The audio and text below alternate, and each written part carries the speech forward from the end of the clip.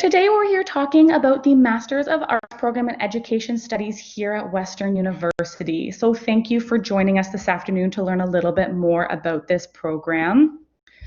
A little bit more about who is with you this evening, or this afternoon. I want to say this evening, it's so dark here in London. But myself, I am Courtney. I am a recruitment coordinator here at the Faculty of Education. I'm also here with Amber, and Amber is also one of our fellow recruiters. We may have been speaking to some of you already in the email inboxes.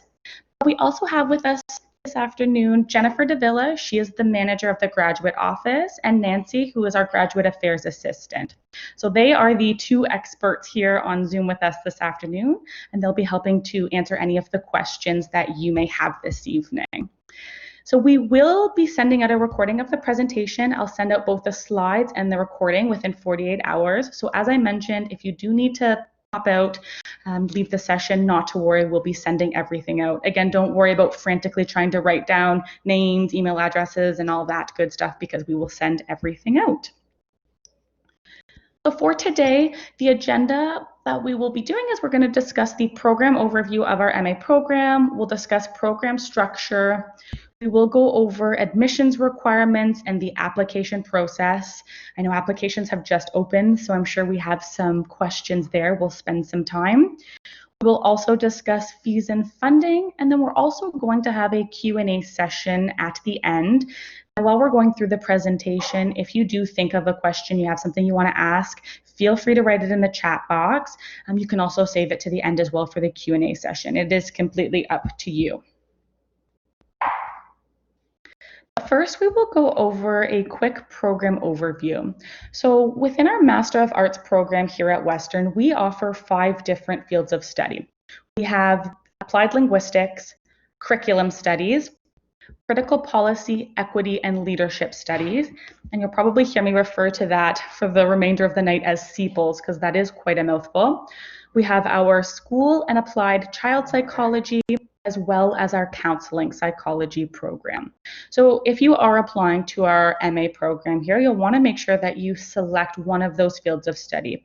You're not actually applying to the MA in general, you're picking the field of study and the area of interest.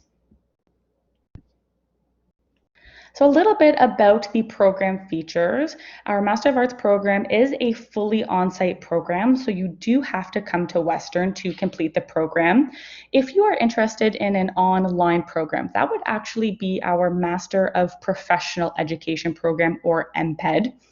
And we will be doing a webinar for that program if that's something of interest to you. But for our MA program, it is a fully on-site program. The program is thesis-based or a master research project. So there are 2 routes that you can choose depending on the field of study that you select. If you're interested in the applied linguistics, curriculum studies, or CPLS, you do have that option to choose the thesis route or the master's research project route, or MRP. There's going to be a lot of acronyms this evening. But if you are interested in the counseling psych or the school and applied child psychology, you will be completing that thesis route. There's not the 2 options there. Our MA program is 3 courses per term, 6 courses in total, so it is a 2-year program. The exception would be our counseling psychology program, where you could be taking up to 4 courses per term, and the program is full-time. Some of the common questions that we do receive and we see quite often include, what is the duration of the program? Now, this would depend. There's a lot of depends throughout. So depending on the stream that you choose, if you're doing the MRP route or the thesis route, would determine how long the program would take. So if you are selecting the thesis route, or you're in that counseling psych in school and applied child psychology route, because that is the thesis route, you are looking at a minimum of 2 years. If you are doing the master's research project route, that could actually take anywhere from 16 to 24 months, and that would just all depend on how long it takes you to complete your master's research project. The program will start in September of each year, so we only offer a September intake. Applications for our September 2020 intake are currently open. So if you haven't had a chance, you can take a look at the application website there. And again, the program is delivered on site. If you are interested in an online program, that would be our MPED. The program is research intensive, so you would be completing that thesis or MRP. It is not a professionally focused program, so a capstone project is not part of this curriculum. That is our MPED curriculum. And there's limited ability to work full-time. Because the program is a full-time program, you'll want to make sure that you're able to dedicate that time to the program. Working would really just be dependent on each individual applicant and how you can time manage that. So here's a general timeline of what it would look like if you were to enter our MA program. So depending on the route, the thesis or the MRP route, there's two different types of timelines there. So we'll start first with the thesis. So if you're doing the thesis route, you would actually be completing 6 courses and then your thesis. Now, the MA in Counseling Psychology program is different. If you do want to look a little bit more closely into that, I do recommend looking at our website, our program page about that. And the MA is just, the counseling psych story is always just a little bit different. But typically you'll be completing 6 courses and your thesis project for a total of 2 years. If you are completing the master research project route, that would actually be consisting of 8 courses and your MRP. So you'd be completing 3 courses in the fall and winter, 2 courses in the summer, and then year 2 would actually be your master's research project.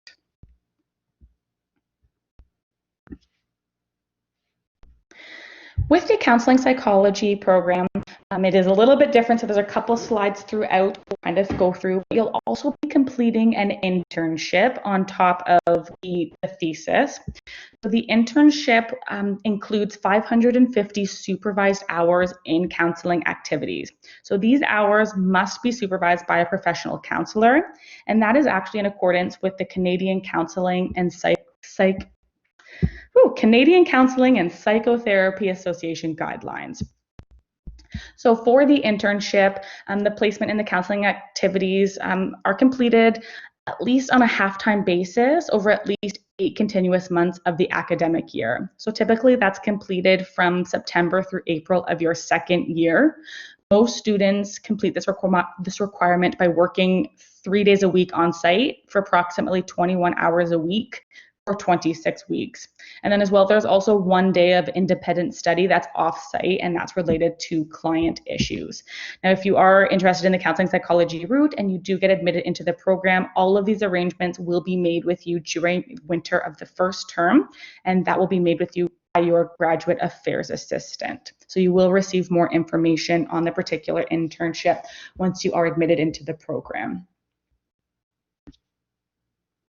Application and admissions. So we'll discuss a little bit about the academic requirements or the admissions requirements. Now, again, depending on the field of study that you are interested in applying to, determines the admissions requirements. So we always recommend taking a look at our website. We do have it listed there with an arrow at the bottom of the screen for each. Don't worry about writing that down. We'll send this out. But our program page just has great information about your particular program, as well as the how to apply page will show you all of the specific requirements and the admissions requirements as well. We always recommend taking a look at that.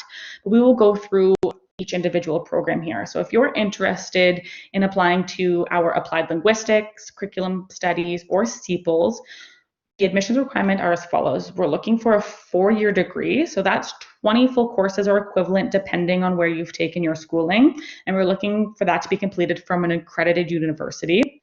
We're also looking for a minimum of a B standing or 70%.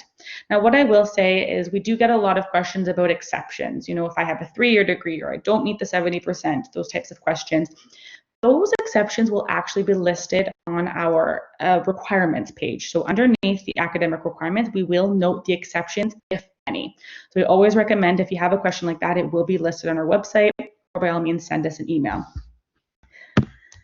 If you are interested in applying to the School and Applied Child Psychology, so you'll really want to make sure to take a look at this page because there are quite a bit of requirements. For this program in particular, we're looking for a 4-year honors degree with a major in psychology. Because of the foundational psychology background that this program requires, we do want you to have that coming into it. So that major in psychology is very important. And again, from an accredited university. We also want to see that you have completed an undergraduate thesis. Now, if you haven't done the thesis, we'll also take a look at the equivalent research or writing experience that you have. So you can include that if the thesis was not completed. We want to see that an undergraduate statistics or quantitative research methods course had been taken, and we're looking for an average of 80%. So the other program was 70%. For this one, it's 80. And then this would be the only program I'd say where a professor must agree to supervise you before you apply to the program. So we recommend reaching out to the professors prior to applying to this program and getting their confirmation. Within your application, you'll want to make sure you're listing the first, second, and third choices for your supervisor. So have that conversation beforehand. You can take a look at our faculty on the profiles page on the program specific website, or send us an email if you have questions about that. And then for international applicants to this program, we're looking for an IELTS score of 7 with a minimum score none below 6.5. And that is a little different than our other scores. So just keep an eye out on the specific admissions requirements here. For our counseling psychology program, we are again looking for a 4-year honors degree with a major in psychology. Again, it's a psychology focused program, so we do want to see that psychology. We do also require an undergraduate honors thesis and a 70% or B standing.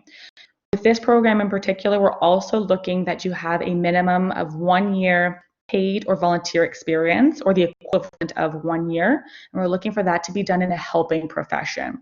If you have any more questions about the helping profession, there is a note online which explains what that looks like. You can also send us an email, and we're happy to explain a little bit more in that. So some of the key areas that the admissions committee look at. So this is not weighted, it's not in any particular order. The admissions committee actually looks at your application as a whole, and they look at each individual piece in detail. But what they are looking for is that you're meeting the admissions average. So make sure you are taking a look at what that average is for your particular program. They are looking for the statement of intent. So the statement of intent is a 500-word document that talks about why the program is a best fit for you. If you're a little bit over that 500 words, don't worry too much if it's 510, 520. Don't stress too much on that. If you're getting into the 800,000, that type, I can guarantee the admissions committee is probably not going to read that. So do try and keep it around that 500-word limit. And they're also looking for a writing sample to be included. They'll be taking a look at that within your application. The writing sample is really how the admissions committee is seeing if you can write at the academic level. So they want to make sure that you can provide a writing sample that demonstrates your ability to write at the graduate level, that you can coherently present a thesis, develop an idea, present your ideas on paper. So you can absolutely submit a writing sample from previous academic settings. That's no problem. You don't have to go out and write something brand new. You absolutely can if you want to, but really they just want to make sure that you can write at that graduate level. We're also looking for references. For the MA program, we're looking for 2 academic references. Now, you do not need to go out and get reference letters from your referees. Instead, you'll actually input their information into your application. So you'll put their name and their email address. And a note here is that they will actually be sent an electronic form to fill out and send back to us, and that will be sent as soon as you click save. So we always recommend reach out to your references before beginning your application. A lot of times students don't know that it's sent as quickly as it is. So reach out to them, let them know you're using them. Once you save their information, they'll be sent the form to fill out. A work verification letter is also taken in consideration when reviewing your application, and that is only for the counseling psychology program. So if you're not applying to counseling psych, don't worry about the work verification letter. They'll also be looking at your work experience, so uploading your resume or your CV. It doesn't matter which one you upload, but uploading that. And then there may be some additional information that's required depending on the program that you're applying to. The main point to get across from this is that your application is looked at as a whole, and not one piece of the application outweighs any more than another. A little bit on that work verification letter, I did mention that that is for counseling psychology only. So this letter is to demonstrate that you have at least that 1 year of paid or volunteer experience in the helping profession. Now for that letter, what the admissions committee is looking for is that they'd like the letter to include where you had worked or volunteered, what it was that you did there. They just want to verify that 1 year experience. They're looking to see how long you'd worked there for. You do want to see that it is signed by a supervisor and it is on company letterhead. So your work verification letter will be uploaded within your application under the supplemental documents section. And the application process. So as I mentioned, the applications are currently open. They opened last week, maybe the week before. They've opened a couple weeks now. October's flying by. So if you haven't had a chance, we do recommend get in there, take a look at the application portal. You do not need to complete your application in one sitting. You can absolutely go in, check it out, start your application, save it, and go back to it. We always suggest don't ever rush your application. But sorry, I'm just seeing a question there. Don't ever rush your application, but also don't wait to the very end, the deadline as well. So if you want to get in there and take a look, that is great. Within the application, you will be required to pay a $120 application fee, and that's just for the processing of your application. You want to make sure you're inputting your references, and then you'll also want to include your documents within the supporting documents section. So that would be your transcripts. Now for your transcripts, this can be unofficial transcripts. You do not need to provide your official transcripts within your application. Should you be offered admission into the program is when we would then ask you to send your official transcripts, the sealed transcripts. You also want to include your statement of intent, which is that 500-word document as to why the program is a best fit for you. You'll include your writing sample as well as your resume. I do want to stress a little bit on this page that you will want to make sure that all pieces of your application have been completed. So we never recommend just submitting your application and forgetting about it. And the reason being is that you can submit your application prior to your references having submitted their referee forms. However, if they do not submit the referee forms, your application will be considered incomplete. And that goes for all other documentation as well. If you are missing any documentation within your application will be considered incomplete and it sits in a limbo. It doesn't ever get reviewed. So just make sure that you are keeping track of all of the requirements for your specific program and that everything has been submitted properly. For the references, you will get an email saying that your referee has submitted their form. So just keep an eye out that both have been submitted. If you're seeing that they haven't, give them a little nudge. Just make sure, again, that everything has been submitted for your application to be completed and reviewed. And then also for the supporting documents, I don't have listed there the work verification letter if you're one of our counseling psych applicants. So don't forget that. Deadlines. So keep an eye out on deadlines. I know that seems very straightforward and simple, but they always catch up. They sneak up on you last minute. We don't ever want you rushing. So just note for our school and applied child psychology and counseling psychology, the deadline to apply is January 15th. It's already the middle of October. It's October 15th. So just be aware of that. If you're applying to curricular studies or applied linguistics, our deadline to apply is April 30th of 2021. And if you're applying to our CEPLS program, the deadline is February 15th of 2021. Deadlines are listed on our website as well if you do forget, or it will be in this slide as well when we do send that out. I see some questions coming in. Are we required to submit our grades for this fall 2020 term?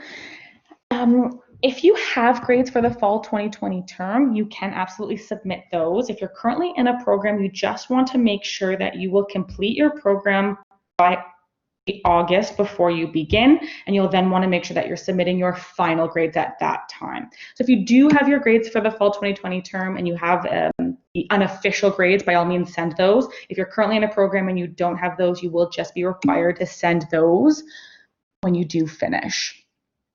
Is there a CV resume template provided by the university for prospective applicants? No, you can use your existing resume or CV, anything that you currently use to apply for jobs. There's no particular template for that. Jen, I see you in there answering some of the questions, so I will continue with some of the slides. So before you apply, just just may know I've touched upon this a couple of times, but we just unfortunately see so many questions throughout the year about it. Just again, make sure to review the admissions requirements. Those are listed on our website. Make sure to go to our program information page. Go to that program specific page of the field you want to apply to and take a look. You can find the courses that you'd be required to take. You can take a look at the different faculty members, reach out to different supervisors.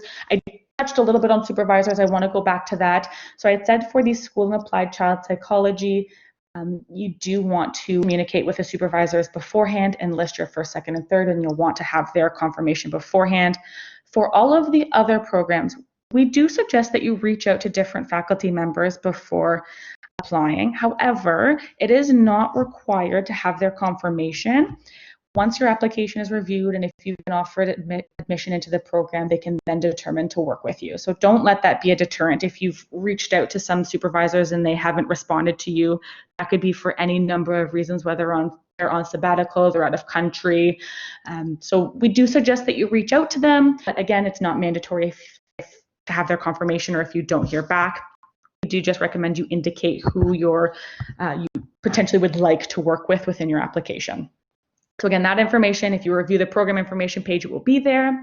Make sure you're preparing your documentation. You have your transcripts, your statement of intent, resume, all that good stuff. And again, just note those application deadlines. They do come quite quickly.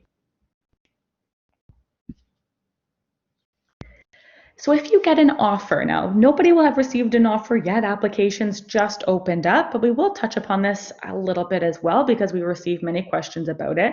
So if you do receive an offer into our MA program, you're going to want to watch out for 2 emails. You're going to receive an email from your Graduate Affairs Assistant, and you're also going to receive an email from the School of Graduate and Postdoctoral Studies, or SGPS. So they are the governing body here at Western of all of our graduate programs. So keep an eye out for both of those emails. If you do receive an email with an offer, it will list all of the steps required for you to take within that email. You want to make sure that you accept your offer, and that is done through our Western Student Center.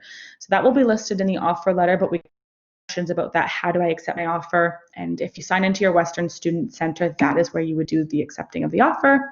You'll want to make sure that you pay the $250 tuition deposit by the deadline, and the deadline again would be listed in your offer.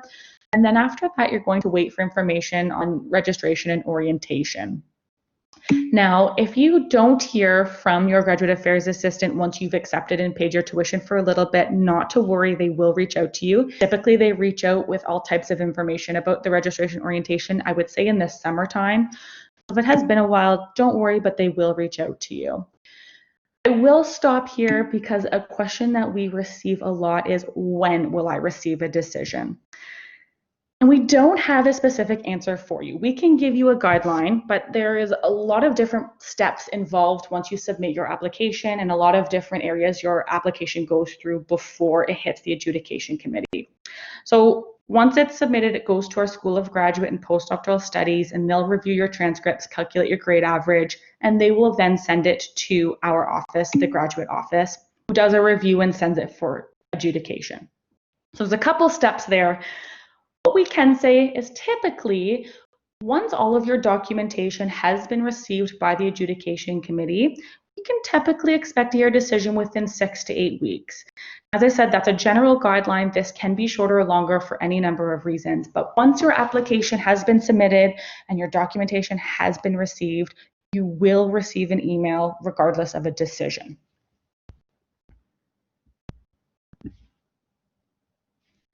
Fees and funding. So program fees are published on our registrar's website. If you are applying as a domestic student, you're looking at about $3,600, $3,600 per term. So for the program, there are 3 terms per year, 9 terms total. If you're an international applicant, you'd be looking at around $11,000 per term. Now, ancillary fees are on top of this, so those are listed on the website as well. Depending if you're domestic or international, it may be a little bit more. Fees are due 3 times per year, so they're due September, January, and May of each year, and this will all be outlined if you're given an offer of admission as well, those due dates for tuition, but they are due 3 times per year. Now, for our graduate programs, all fees are assessed by program status, which is full-time. So you're not actually paying fees per course. I believe it's undergrad. Some undergrads make you pay per course. For graduate programs, even if you're doing your thesis or your master's research project and you're not taking a course, you are still required to pay the September, January, and May terms because it's not done per course, it's done per status, which is full-time. Entrance scholarships. So we do have different entrance scholarships available depending on the field of study you're interested in. We'll start first on the top left. If you are applying to curriculum studies or to applied linguistics, all applications will be considered for 10 scholarships, and that's valued at $12,500 over 2 years. So with this, all applicants, if you've been given an offer, will be considered for these entrance scholarships. An additional application is not required for that. So your application will be looked at. It'll be determined by the adjudication committee, and you will receive the entrance scholarship if you are accepted for one within your offer letter typically. So for the curriculum studies and applied linguistics, we have 10 scholarships valued at $12,500. If you are interested in applying to the CPLS program, the scholarships are valued at $12,500 per year to the eligible full-time students. So typically eligible applicants will have achieved an 85% average, and that would have been achieved in the 2 most recent years of full-time study. If you are provided one of the entrance scholarships for CPLS, this amount is distributed through a graduate assistantship role. If you haven't heard of what that is like a TA role or a teaching assistantship role, where you would be working approximately 10 hours per week, and then a monetary allocation would be provided to make up the difference for that in each of the years. And then lastly, our school and applied child psychology program and our counseling psychology program. For those 2 programs, that is the one where actually all applicants are offered admission to the program would be granted for that graduate student assistantship role or that TA role. And that would provide you approximately $2,500 to $3,000 of funding per year. So I had mentioned typically you would receive within your offer letter, if you're given an entrance scholarship, that'll be indicated within that offer letter.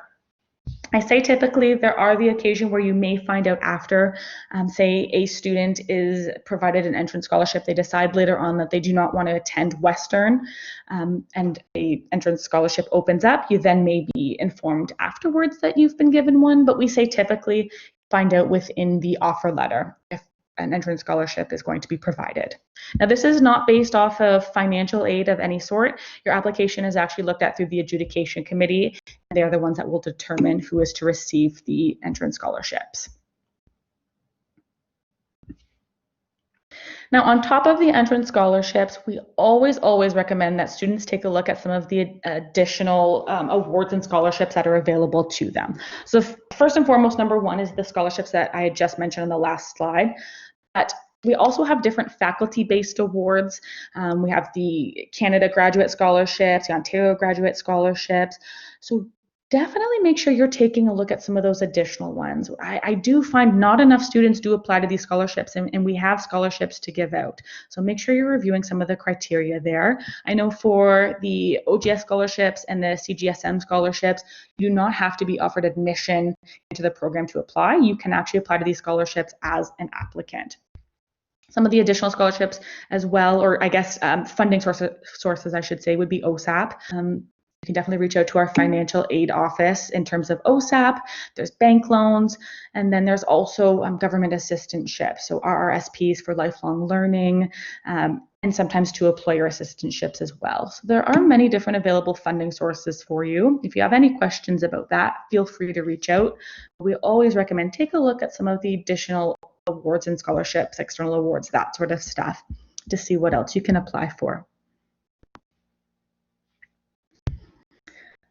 Okay, so I'm going to leave it. I can see questions have already begun being asked in the chat, which is great. And thank you, Jen, for answering some of those questions.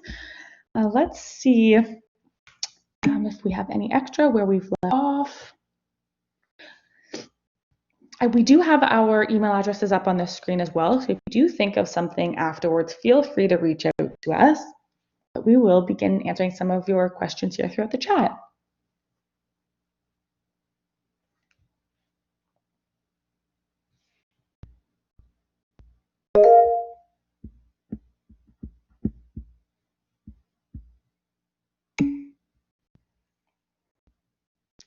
Are there any specific requirements for the writing sample? That was a great question. For the writing sample, typically we're looking for about 10 to 20 pages of content, and we do like to see that it is in APA format and it's cited as well. So students have provided pieces that they've written in previous academic settings. If you've done a thesis or another master's research project of that sort, you can certainly include that. If it is above and beyond that 10 to 20 pages, we have seen students will submit a chapter or two of that to make sure it meets that minimum requirement. You will want to make sure that you are the sole author of the writing sample. So again, this is really for the admissions committee to see that you can write at that graduate level.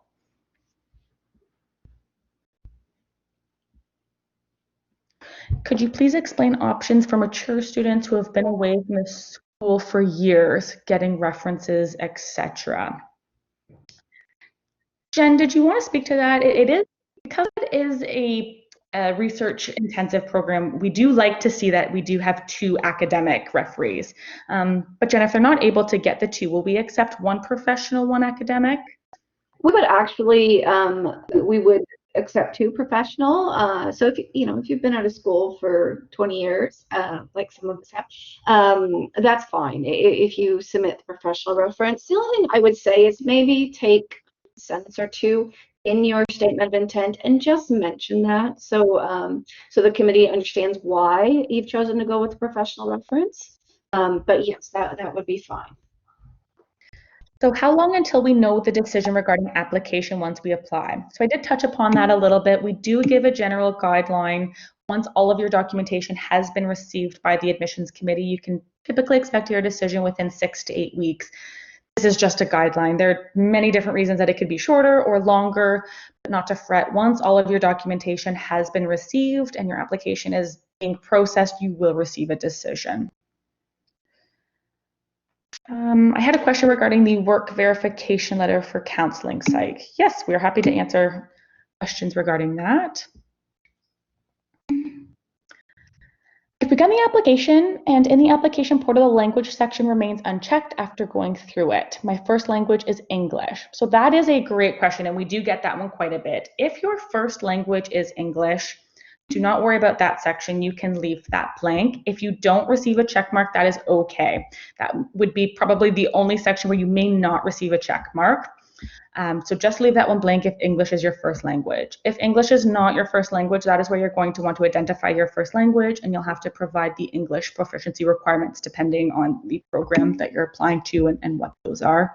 We accept IELTS, TOEFL, and as well for this admission cycle, we're also going to be accepting the Duolingo test score as well.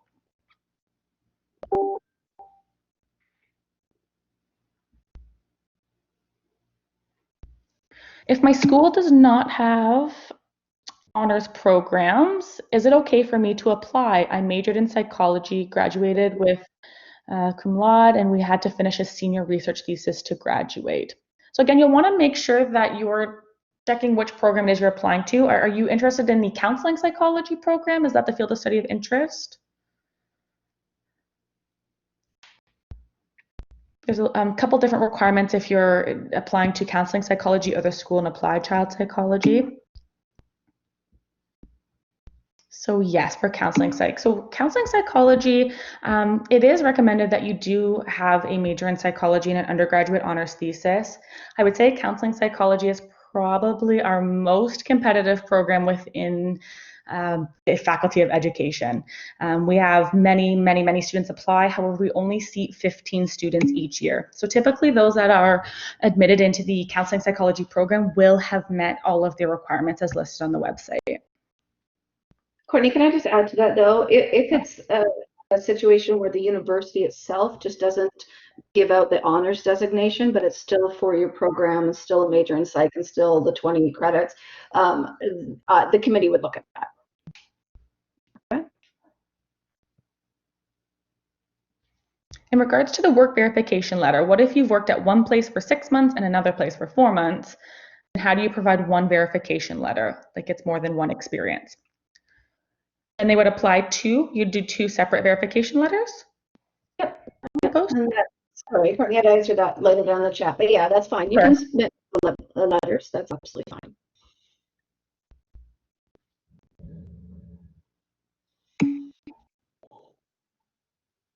Would your application be considered for the MA in applied? Oh, have we answered this already? In applied child psychology, your overall average is 76%, but your last 2 years of average is an 88%.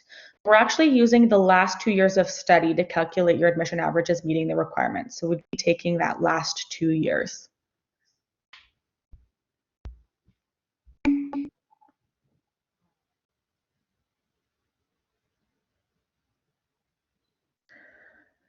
Jen, if you want to answer Aaliyah's question, if you know the answer to that, clinical psychology programs in Ontario have a standardized final possible date for offers of admission of April 15th. Is it possible that the deadline to accept could be extended to this deadline?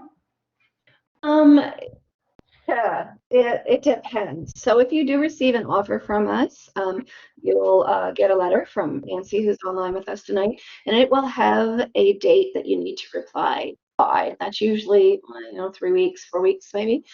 If you need that extended, you'd have to write her and ask for special consideration, and we'd have to take it back to the program faculty coordinators for that program.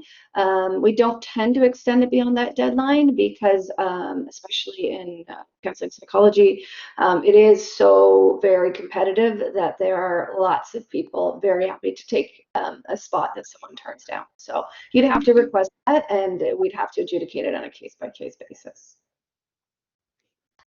Do you offer any programs or pre-approved conditions for students with low GPA? I would say for that question, a couple different answers for that. Now, as I mentioned, no one piece of their application outweighs another. So if someone has a higher GPA than somebody else, they're not going to be weighted any differently. The admissions committee does take a look at your application as a whole. So they would really need to look at your application and your experiences in more detail to make that determination. We do provide the minimum admissions requirements online to be, competitive and apply to those programs. So it would all really just depend on your particular application. Unfortunately, we can't do pre-assessments of each applicant, but we do recommend taking a look at those admissions requirements, and if you feel you meet those, by all means, please apply. How many seats are available for CEPLs and I think for school and applied child psychology? Typically, we have cohorts for those ones. I would say, Jen, of about 20 to 25. Oh, no, not quite. Wait a minute. So yeah, maybe in curriculum and applied linguistics, we'd get up around that number. But typically in CPELs, we hover between 10 and 15. We would take more. And in applied psychology, you're only going to see a cohort of about 10. And that is because almost all of our masters in child and school applied psychology go right into the PhD program after. There's still an application process. But that tends to be the trajectory of most of those students, and that program only takes in a reduced number. So yeah, we don't tend to go over 10 school and child applied psychology, and of course 15 is a cutoff for counseling.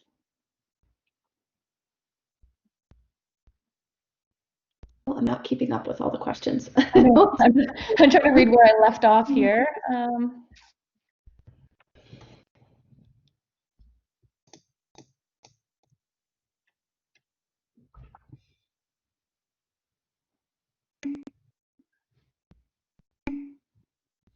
Courtney, did you want to answer that question about grade calculation from Nancy? That's let's see. So for the average calculation for counseling psych, I know you look at the last 2 years. I'm currently in fourth and final year, and so when I submit my transcript, it will have my third year grades and my first semester for fourth year. And so when you calculate the average, do you look at summer courses? Also, do you look at only psych courses for the MA counseling psych? So we are going to be looking at your final 2 years of study. It's not going to be solely in psych. We will take a look at all of the final 2 years.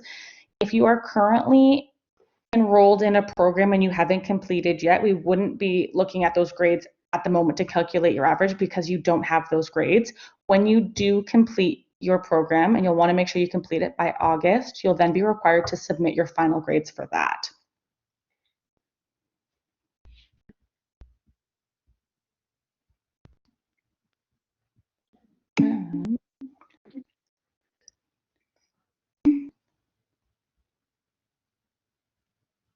I was just answering a quick question there from Catherine about additional courses, it sounds like. If you don't have a transcript, but you want the admissions committee to know that you've taken those courses, there's a section that has supplemental documents. You can upload whatever you like there. You could upload a Word document that says you have those, or a copy of the course syllabus, or if you have an informal transcript, you could upload those things there, okay? Can I answer Jen's question, Courtney? So, really clear regarding the assistantship role that you would undertake in the MA program for you to come in under an entrance scholarship. It's actually not a TA role. We don't have TAs in education until the PhD. I think Courtney was just saying that as as an example, but the roles through your entrance scholarship distinctly called a GSA, which is a graduate student assistant. So it's what you might have considered an RA 10 years ago. You would be assigned work that works with your supervisor. It would not be related to your thesis in any way. The whole point of a GSA role is to have you working on projects unrelated to your research area. So when you mentioned, is there a teaching assistant role that we could apply for in applying linguistics? No, definitely not a teaching assistant role.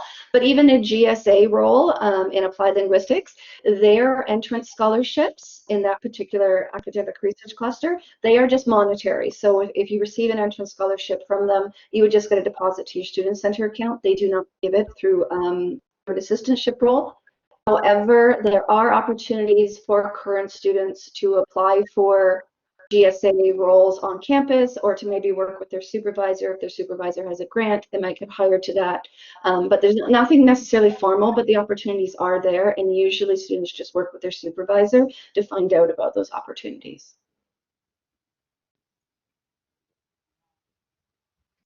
Some universities mention that there's only a specific proportion of seats for international applicants for MA programs. Is this the case with the School and Applied Child Psychology program?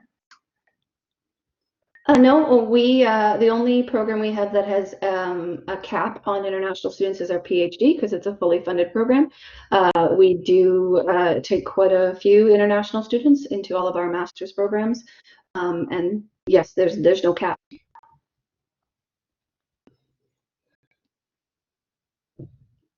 I can answer Aaliyah McNeil's question about the School and Applied Child Psychology program being accredited. So not the master's, but the PhD program is definitely going forward over the next few months for accreditation. So hopefully that'll all be in place by this spring. But that is for our doctoral program, not our master's program. For counseling psychology, when do we have potential supervisors established? Actually, counseling psychology would be the only program where you don't need a supervisor beforehand. Your supervisor will actually select those that have made it through who they're going to work with. So we have 3 supervisors and they select 5 students, which is why there's the 15 students within the program. So counseling psychology would be the only program where you do not need to reach out to a supervisor beforehand. But if you are, I'm just going to add to that, Connie, if you're applying to the School and Child Applied Psychology, absolutely, please get in contact with that supervisor ahead of time. If you're applying to the curriculum field, or critical policy, equity, and leadership studies, or applied linguistics, if you find that you're reaching out to supervisors and you're not necessarily getting an answer back, don't let that delay your application submission. You can simply list who you think you'd like to work with in your application. They don't have to have agreed to have taken you before you submit that application. So don't delay for months because you're waiting on someone to answer you. Typically, our profs are pretty good at getting back to you, but there are certain times a year where they do get a lot of requests. So if you're interested in any of those 3 programs, do feel free to still submit your application without having spoken to a supervisor. Hillary, if you have specific questions about your particular application, send us an email. We'll keep these a little bit more high level for this evening. So if you have any specific questions about your particular college and university, send us an email. But yes, if it is an accredited university, that does meet the requirements.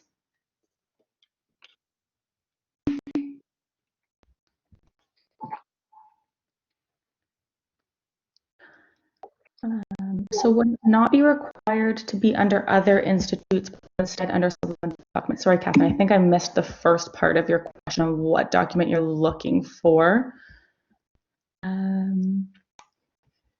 Yeah, I don't know. Send us the details in an email so we can sort through. That seems fairly specific.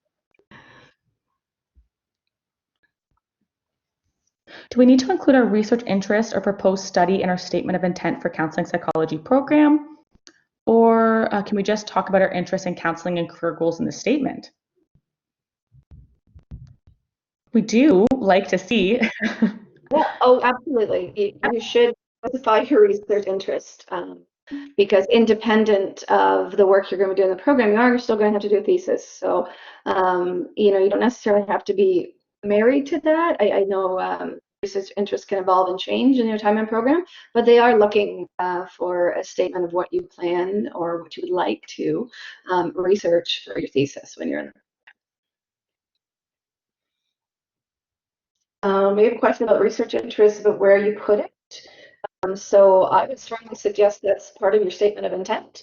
As well, there's a supplemental question at the end of your application that's going to ask you specifically for your research interest.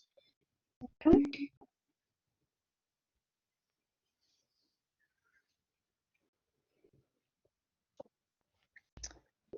Right. I don't see any more questions come through. We do have a couple more minutes, so we will hang around to answer any more that you think of.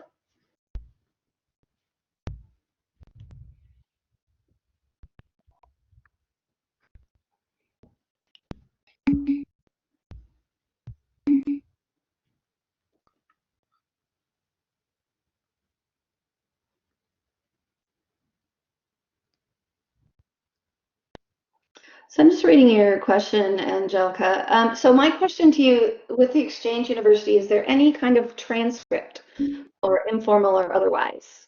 Because if you do have that, then certainly upload that. Otherwise, I think it would be fine to put it in the supplemental documents. I'm not sure what you mean by secondary institution, but I think the supplemental documents would be fine. Anything that's listed as an institution, School of Industrial Studies is going to expect a formal transcript from. Oh, you have a transcript. Okay, and then you can include it in the normal way when you're uploading your other informal transcripts. Yes, the recording will be shared. So I will be sending out, probably by tomorrow or Monday, you'll get the recording and you'll also get the presentation slides as well. Great question. So I've obtained my master's from the UK, but I'm an international applicant. Will I still be required to provide IELTS scores? So for the English proficiency requirements, if you've studied academic courses full-time for at least 2 years in an English-speaking university, or full-time for at least 3 years in an English-speaking college that's in a country whose first language is English, you may be considered exempt from providing your English proficiency scores or the IELTS scores.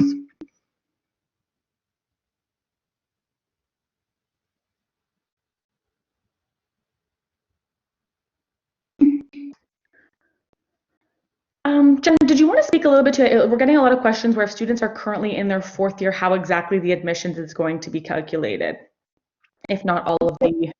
You know, that's not, that's an SPS matter. My understanding is they calculate with the grades at the time. So depending on what, I mean, they can't calculate grades if you haven't finished the courses. But I do believe there's a secondary check later on when your full transcript is in. So that is my understanding, is the last 2 years of the current courses. Could you share the acceptance rate and average number of applicants? So we don't typically share that information, and that's just because our applicant pools do change year over year. So we don't really have an acceptance rate in that matter. We have different numbers of students that apply each year with different backgrounds. Jen, did we have really any more information on that? Something we typically share. Yeah, I mean, everything changes, and we're in the midst of a pandemic, so things change. The one that is out of the programs we're talking about here today, the one that is extraordinarily highly competitive is, of course, our counseling psychology. So that average is fairly low because we do get many more applications than we can possibly take in. But the other ones, there's definitely a more conservative ratio.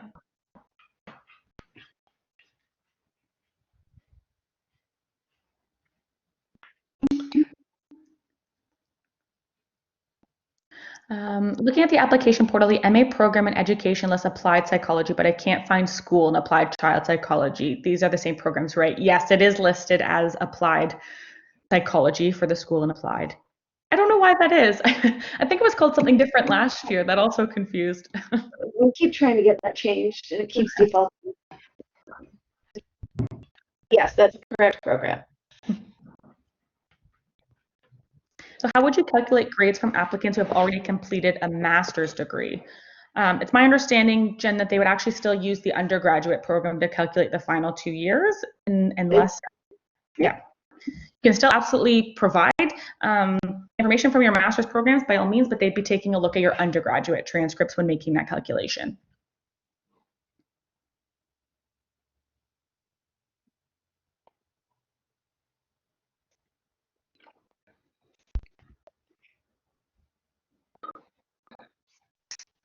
Okay. Would that be the same with a college program after an undergrad? Yes, exactly. They'll be using your undergrads to calculate those. You can still certainly upload your normal transcripts and let them know, more credentials the better. But to keep the playing field very even, they would be picking the grades from the undergraduate degree. And I mean, grades are important as long as you meet the requirements. But keep in mind, they're a very small part of your overall application, right? So whether you have an 81% or an 83%, what probably matters more is a really great statement of intent and some really strong referees. So I'm just, counseling, don't get too weeded down in the grade calculation averages. As long as you're meeting those minimum requirements, it's just one very small part of an overall package.